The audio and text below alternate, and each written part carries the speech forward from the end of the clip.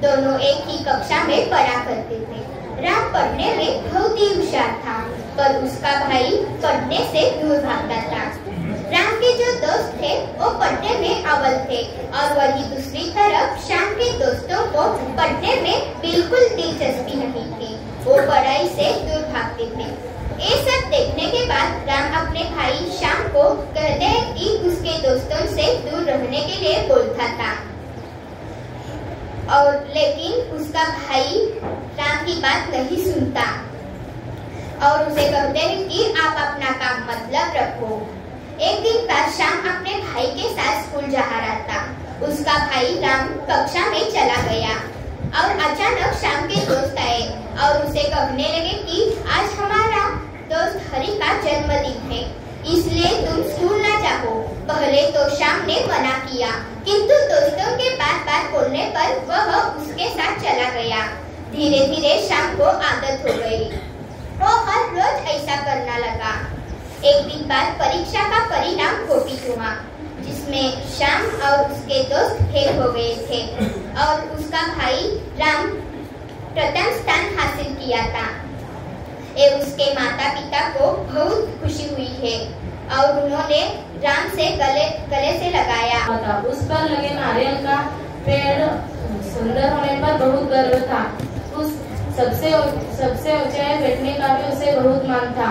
इस कारण घमंड में जो हमेशा नारियल पीछे बोल रहे हैं। इस कारण हमेशा नारियल का जो हमेशा ही नदी पत्थर को पड़ा हुआ एक कहकर उसका अपमान करता रहता। एक दिन एक शिल्पकार में पत्थर को लेकर बैठ गया और उसने तराशने के लिए उस पर तरह तरह से के प्रहार करने लगा।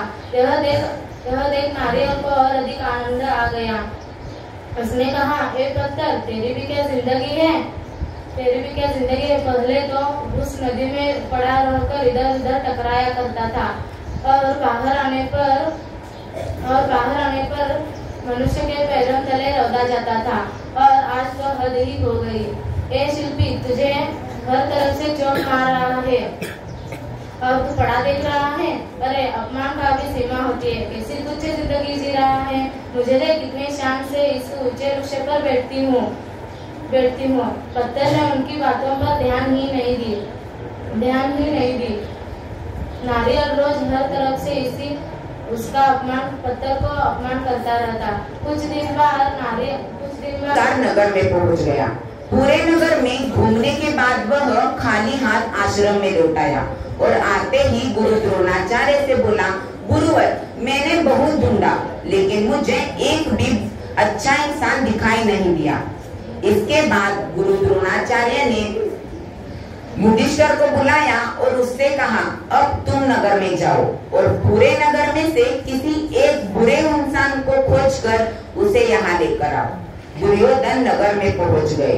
पूरे नगर में घूमने के बाद वह खाली हाथ लौट आए और आते ही गुरु द्रोणाचार्य से बोले, गुरुवर, मैंने बहुत ढूंढा लेकिन मुझे एक भी बुरा इंसान दिखाई नहीं दिया। सब शिष्य उत्सुकतापूर्ण यह दृश्य देख रहे थे, लेकिन उन्हें कुछ भी समझ नहीं आ रहा था। आखिरकार सभी शिष्यों ने एक साथ गुरु द्रोणाचार्य से पूछा, गुरुवर, आपने यह प्रयोग क्यों किया? क्या आपके बताए अनुसार युधिष्ठिर और दुर्योधन अच्छे और बुरे इंसान की खोज करने में असफल रहे हैं? यह सुनकर गुरु द्रोणाचार्य बोले, यही मैं तुम सबको बताना चाहता हूँ कि जैसा हमारा मन होता है वैसे ही हमें चारों ओर दिखाई पड़ता है। हमारे अंदर भी अच्छाई और बुराई दोनों मौजूद है, लेकिन ये हम पर निर्भर करता है कि हम किसे चुने। दुर्योधन के अंदर बुराई छुपी है, इसीलिए उसे चारों ओर बुरे इंसान ही दिखाई दिए, इसीलिए वह अच्छा इंसान ढूंढ न सका। जबकि युधिष्ठिर के अंदर अच्छाई छुपी है, इसीलिए उसे एक भी बुरा इंसान दिखाई न दिया, इसलिए वह बुरा इंसान की खोज करने में असफल रहा। मेरी इस कहानी से आप स्वयं का आकलन कर सकते हो कि आप कैसे इंसान हो। क्या आपको भी हर चीज में शिकायत रहती है? क्या आपको भी हर जगह बुराई ही दिखाई देती है? अगर ऐसा है तो आपको अपना नजरिया बदलने की जरूरत है। अपने चारों ओर देखिए, दुनिया की खूबसूरती पर विश्वास रखिए, यकीन मानिए आपको जैसी दुनिया चाहिए वैसी ही बन जाएगी। इस कहानी से हमें यह सीख मिलती है कि हमें अच्छे या बुरे समय में भी अपना स्वयं का अभिमान एवं स्वाभिमान नहीं खोना चाहिए। धन्यवाद। एक समय की बात है, एक गांव में एक आदमी रहता था।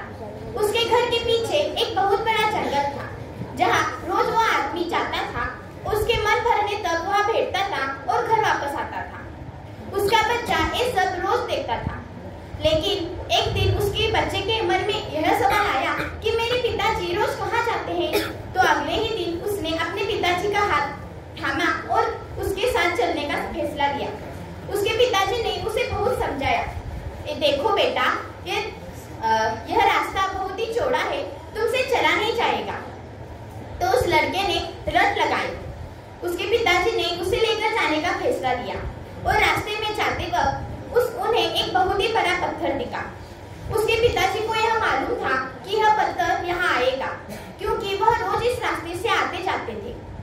इस पत्थर को पार कर पिताजी अगले रास्ते पर गए, लेकिन उनके बच्चे का ध्यान कहीं और था, इसलिए वो अपना पैर उस पत्थर से टकरा गया।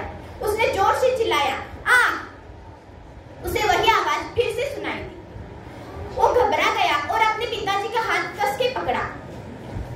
पिताजी को यह समझ आ रहा था कि यहाँ क्या चल रहा है, तो वो आगे निकल गए।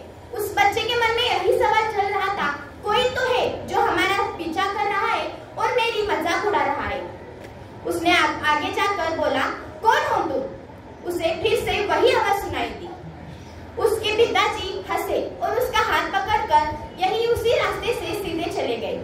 उस बच्चे को उनके पिताजी ने एक ऊंची जगह लेकर गए, जहाँ पर एक बहुत